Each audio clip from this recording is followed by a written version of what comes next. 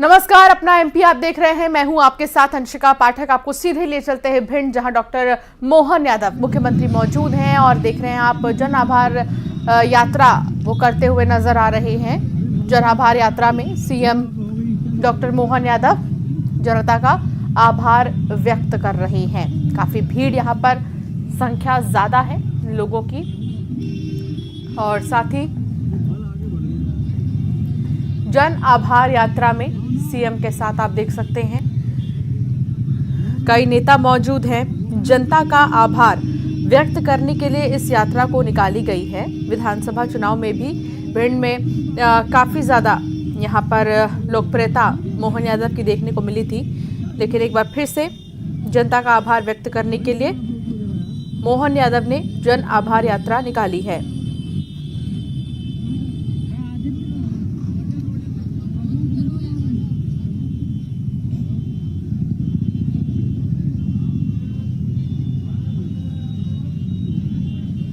तो ये तस्वीर आप देख रहे हैं जहां प्रदेश के मुखिया मुख्यमंत्री बनने के बाद पहली बार भिंड में आए हैं और जैसे ही उनके आने की सूचना भिंड वासियों को मिली, प्रशासन को मिली, तैयारियां जोरों पर शुरू कर दी गई थी। भोपाल से मुख्यमंत्री के आगमन की सूचना स्थानीय प्रशासनिक अफसरों को जब दी गई तब सुरक्षा के इंतजाम कड़े किए गए। पहली बार मुख्यमंत्री बनने के बाद भिंड आने वाले मुख्यमंत्री यादव के प्रस्तावित दौरे को लेकर प्रशासनिक अफसरों ने तमाम तैयारियां की सिक्योरिटी के लिहाज से, और ऐसे में मुख्यमंत्री जनता के बीच आभार सभा कर रहे हैं। प्रदेश सरकार और केंद्र सरकार की योजनाओं की जानकारी देंगे। लोकसभा चुनाव की घोषणा से पहले मुख्यमंत्री मोहन यादव का दौरा बेहद ही महत्वपूर्ण माना जा रहा है। सीएम के संभावित और भी दौरे हैं अलग अलग जगहों के, लेकिन उससे पहले भिंड में नजर आ रही है मोहन यादव।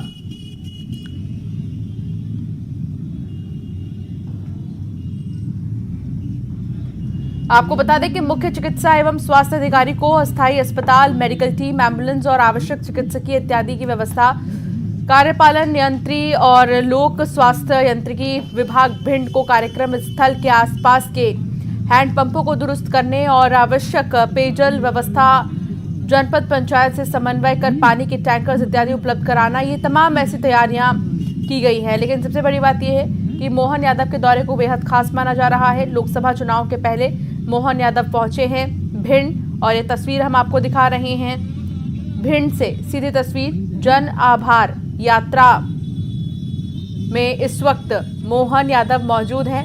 सरकार की जो कल्याणकारी योजनाएं हैं उनके बारे में भी जनता को वो अवगत कराएंगे। इसके अलावा मोहन यादव की तरफ से अपील और आभार की जाएगी, क्योंकि लोकसभा चुनाव है, तो ऐसे में भिंड में मुख्यमंत्री का ये दौरा, ये यात्रा उनकी बेहद अहम मानी जा रही है।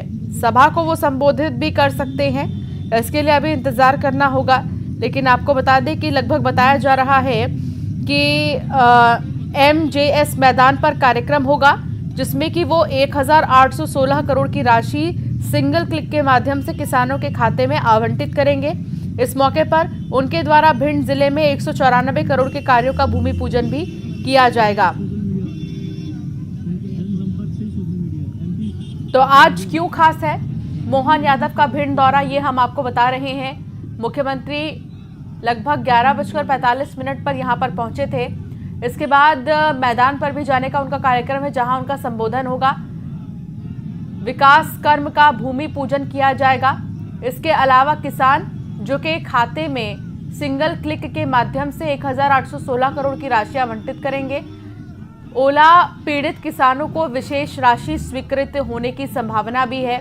मुख्यमंत्री के आगमन को लेकर जिला प्रशासन की तैयारी काफी जबरदस्त है। मुख्यमंत्री का ये पहला नगर आगमन है। मुख्यमंत्री भिंड शहर में आभार सभा को संबोधित कर रहे हैं, थोड़ी ही देर में संबोधित करेंगे। हालांकि इस वक्त जन आभार यात्रा में मौजूद हैं और इसको लेकर आप देखिए कितने सारे कार्यकर्ता इस वक्त इस आभार यात्रा में शामिल भी हैं। कैबिनेट मंत्री राकेश शुक्ला भी कार्यक्रम स्थल पर पहुंचे थे थोड़ी देर पहले और उन्होंने जायजा भी लिया था तैयारियों का। भिंड कलेक्टर, तमाम ऐसे लोग जिन्होंने कार्यक्रम स्थल, हेलीपैड से लेकर तमाम जगहों का जायजा कुछ दिन पहले ही ले लिया था, क्योंकि आज उनका ये दौरा पहले से ही था। मुख्यमंत्री के आगमन से पहले ही बाईपास रोड से लेकर SAF ग्राउंड तक का रूट डाइवर्ट किया गया है। इस दौरान हैवी वाहनों को पूर्णतः प्रतिबंधित किया गया। मुख्यमंत्री के आगमन को लेकर सुरक्षा के जो व्यवस्था है उन्हें दुरुस्त किए गए हैं और भी ज्यादा, ताकि कहीं पर भी किसी भी तरह की कोई लापरवाही ना हो। आप देखिए काफी ज्यादा भीड़, और ये लोकप्रियता ही तो है जो मोहन यादव के लिए लोगों की दर्शाती है कि आखिर कितनी ज्यादा लोकप्रियता है मोहन यादव की, क्योंकि वो आज भिंड आए हैं। मुख्यमंत्री बनने के बाद एक तो पहली बार भिंड आए हैं, दूसरा भिंड की अगर बात करें तो यहाँ की जनता ने जिस तरीके से प्यार दिया भारतीय जनता पार्टी को, आभार व्यक्त करने के साथ ही आप देखिए पुष्प वर्षा भी करते हुए यहाँ पर मोहन यादव नजर आ रहे हैं। इससे पहले भी कई जगहों पर जन आभार यात्रा मोहन यादव निकाल चुके हैं, लेकिन भिंड का इसलिए खास है क्योंकि मुख्यमंत्री बनने के बाद पहली बार वो यहाँ पर आए हैं। तो भिंड में मोहन यादव, और साथ ही यहाँ पर आप कुछ मंत्रियों को भी देख रहे होंगे जो उनके साथ में मौजूद हैं। जनता को संबोधित भी करेंगे थोड़ी ही देर में। सबसे बड़ी बात यह कि 68 विकास कार्यों का वो भूमि पूजन और लोकार्पण करेंगे। तो ये दौरा इस लिहाज से भी बेहद खास माना जा रहा है, जगह जगह उनका स्वागत किया जा रहा है। इस यात्रा के बाद मोहन यादव 68 विकास कार्यों का भूमि पूजन और लोकार्पण करेंगे। इसके साथ ही किसान कल्याण योजना में 80 से ज्यादा किसानों को 1816 करोड़ रुपए और फसल बीमा योजना, खरीफ 23 में 25 लाख से ज्यादा किसानों को 755 करोड़ का आंतरण करेंगे। तो इससे समझ लीजिए कि काफी ज्यादा खास होने वाला है ये भिंड का दौरा। हालांकि आपको बता दें कि आज प्रधानमंत्री नरेंद्र मोदी स्व सहायता समूहों की बहनों से संवाद करेंगे, उसको भी यहीं से मोहन यादव देखेंगे, क्योंकि कई लाख बहनें वर्चुअली प्रधानमंत्री से जुड़ेंगी। उसके लिए भी तमाम तैयारियां कर ली गई हैं पहले से ही।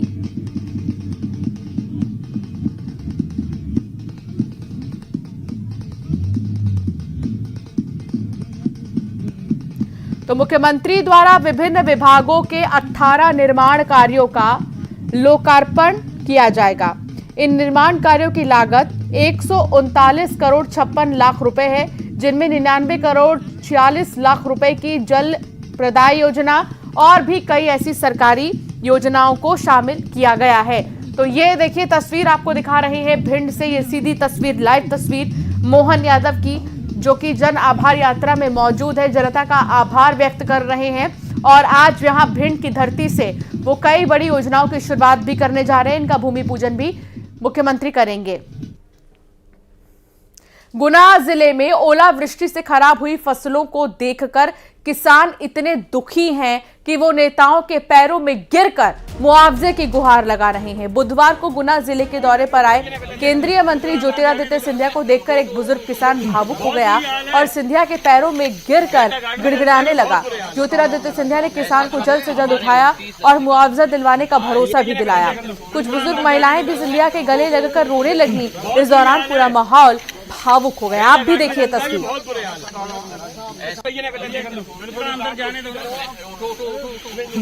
बुरी हाल है, बेटा घाट में जनता की बहुत बुरे हाल है।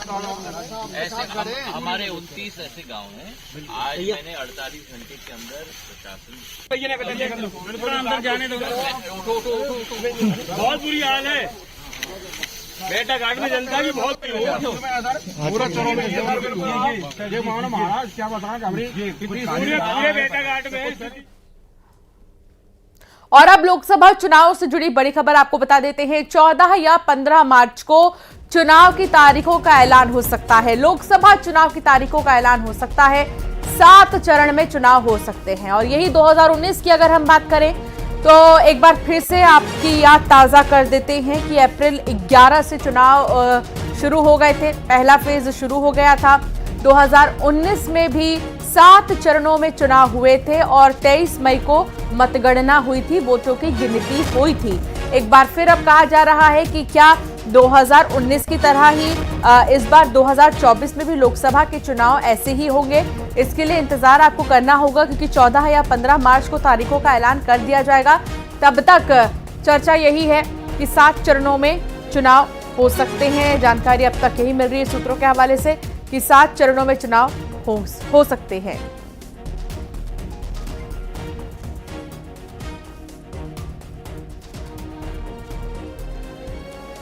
शैलेंद्र भदौरिया संवाददाता साथ जुड़ गए हैं और सुशील पांडे भी संवाददाता साथ जुड़ गए हैं दिल्ली से। शैलेंद्र भोपाल से हमारे साथ जुड़े हैं। शैलेंद्र, भोपाल में किस तरह की हलचल है चुनाव की तारीखों को लेकर?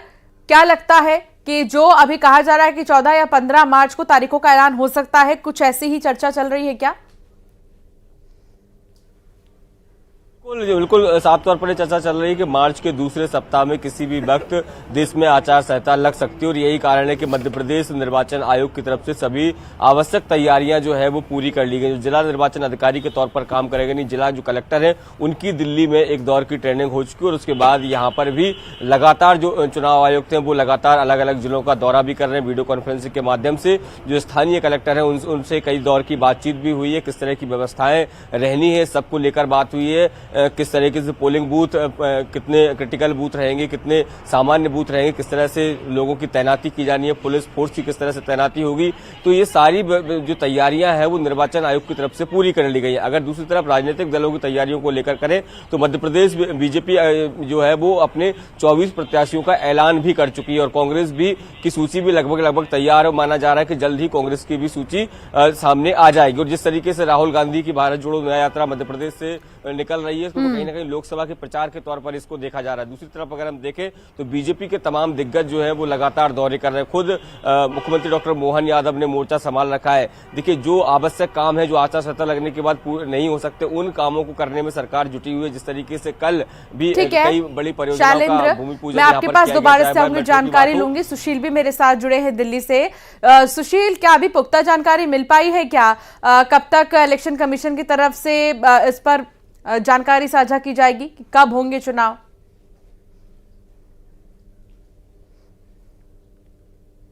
ये उस जानकारी के मुताबिक 14 और 15 मार्च ये 2 ऐसी तारीखें हैं जब चुनाव आयोग प्रेस कॉन्फ्रेंस की घोषणा कर सकता है। हालांकि तमाम जो तैयारियां हैं चुनाव आयोग की वो लगभग पूरी हो चुकी हैं। कई राज्यों के जो दौरे हैं वो फिलहाल चुनाव आयोग के द्वारा कर लिए गए हैं, चाहे वो मध्य प्रदेश की बात करें, राजस्थान की बात करें। चूंकि मध्य प्रदेश में 29 लोकसभा सीटें हैं तो ये माना जा सकता है कि 2 चरणों में वहां पर फिलहाल चुनाव करवाए जा सकते हैं। पहले 15 सीटों पर चुनाव होगा और उसके बाद फिर ये माना जा सकता है कि 14 लोकसभा सीटों पर चुनाव किया जाएगा और ये तीसरे और चौथे चरण में लोकसभा चुनाव का जो चरण होगा वो तीसरे या चौथा चरण में फिलहाल चुनाव की जो कवायद है वो फिलहाल चुनाव आयोग पूरी कर सकता है। 7 से 8 चरणों में चुनाव होने की संभावना जताई जा रही है। चुनाव आयोग ने अभी हाल ही में केंद्र सरकार को पत्र लिखा है और कई सेंट्रल जो रैपिड एक्शन फोर्सेस हैं उनकी मांग की गई है। लगभग 3.5 लाख से ज्यादा पुलिस फोर्स डिप्लॉय करने की मांग की गई है ताकि तमाम जो फिलहाल राज्य हैं वहां पर पुलिस फोर्स की तैनाती की जाए। चूंकि मध्य प्रदेश इसलिए सबसे महत्वपूर्ण है चुनाव आयोग के लिए क्योंकि वहां के चुनाव कराने की प्रक्रिया भी बहुत ज्यादा सुगम और कठिन है और इस पूरी प्रक्रिया को देखते हुए कहीं ना कहीं जो फिलहाल अगर देखा जाए तो नक्सली प्रभावित इलाकों में भी इस पूरी प्रक्रिया को लेकर बहुत ज्यादा तैयारी चुनाव आयोग ने की है। तो मध्य प्रदेश और छत्तीसगढ़ इन तमाम जगहों पर चुनाव आयोग की नजर बहुत ज्यादा है। इसीलिए हाल ही में अभी एक बार फिर से चुनाव आयोग के बड़े अधिकारियों के साथ जो केंद्रीय चुनाव आयुक्त है उन्होंने बैठक की है। नजर बनाए रखिएगा सुशील, अगर कोई अपडेट होगा तो फौरन आपसे जानकारी लेंगे। फिलहाल बहुत शुक्रिया जानकारी साझा करने के लिए। तो एमपी में 29 लोकसभा सीटों के लिए बीजेपी ने प्रचार रथ रवाना किया है। भोपाल में सीएम डॉक्टर मोहन यादव ने हरी झंडी दिखाकर रथ को रवाना किया। प्रचार रथों के जरिए सरकार की जन कल्याणकारी योजनाओं का प्रचार किया जाएगा। एलईडी प्रचार रथ में सुझाव पेटी भी रखी हुई है। सुझाव पेटी के जरिए जनता विकसित भारत बनाने के लिए अपने सुझाव दे सकेगी।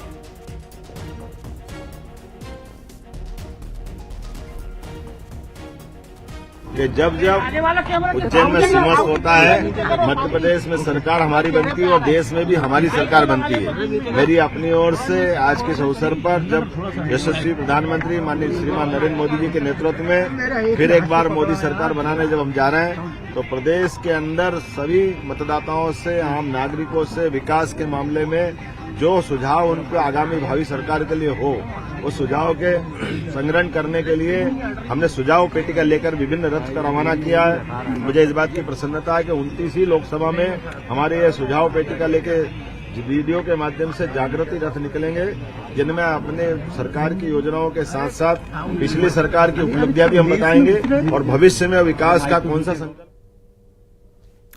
तो वहीं बीजेपी विधायक रामेश्वर शर्मा ने कांग्रेस सांसद राहुल गांधी पर निशाना साधा। खासतौर पर जातियों को लेकर राहुल गांधी के बयानों पर रामेश्वर शर्मा ने हमला बोला है। रामेश्वर शर्मा ने कहा कि राहुल गांधी पहले यह बताएं कि उनकी खुद की जाति क्या है। रामेश्वर शर्मा ने 10 से 12 सीटें जीतने के कमलनाथ के दावे पर भी तंज कसा। उन्होंने कहा कि कांग्रेस 0 पर आ गई है। मैं परमात्मा से यही प्रार्थना करूंगा कि कमलनाथ जी इस उम्र में चुनाव हारने का झटका ना खाएं। राहुल गांधी जी को पहले तो ये बताना पड़ेगा कि उनकी खुद की जाति क्या है। वैसे तो हम लोग सनातन प्रवृत्ति के लोग हैं। हिंदू समाज में सबके वर्ग जाति का कोई उल्लेख नहीं होता है, पर राहुल गांधी जी अगर आपने जाति पूछना शुरू कर दी तो पहले आपको बताना पड़ेगा कि फिरोज खान का नाती किस जाति का है। कमलनाथ जी जो 10 सीटें बोल रहे हैं, आगे का एक खत्म हो जाएगा, कांग्रेस 0 पर आ जाएगी। और बस मैं परमात्मा से प्रार्थना करूंगा कि कमलनाथ जी इस उम्र में चुनाव हारने का झटका ना खाएं। यहां रुकेंगे एक छोटे से ब्रेक के लिए, फौरन हाजिर होंगे। सरदार पटेल